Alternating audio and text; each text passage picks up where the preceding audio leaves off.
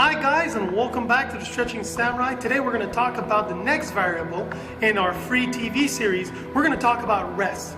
Now when you're talking about rest, it's a very important variable because depending on your goal, we're going to switch the time period and the rest period. Now if you're talking about strength, 3 to 5 minutes officially does a right trick, but sometimes some people say 3, some people say 5, but it also depends on the size of the guy as well. Now another thing that a lot of people ask me, what do I do if I want to slim down or if I want to gain some size, right? If I want to get hypertrophy.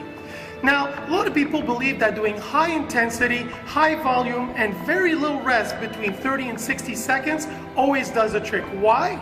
Because you had added growth hormones and testosterone. So it's always a good trick. I would tell you if you're going to get hypertrophy, go for 60 to 90. If you're trying to lean down, 30 to 60 will do it. Change your variables, it's always going to work.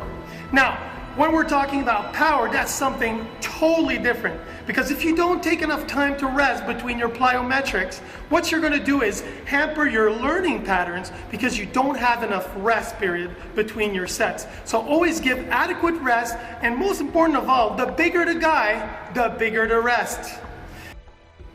So guys, it's very important that if you give too much or too little rest, there is a consequence. So if you give too little, your body will produce a stress hormone called cortisol.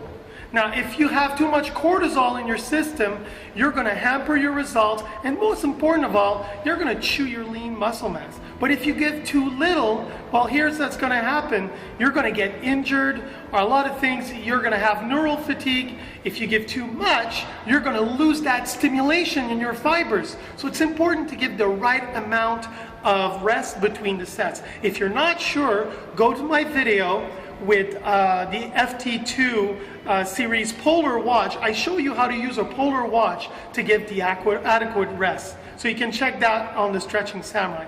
Thanks a lot, guys. And remember, when we're talking about rest, it's very important to understand that when you change the rest, you have a whole new training program. So don't undermine rest. Next time I see you, we're going to talk about exercise selection. Thanks a lot. I'll see you next time.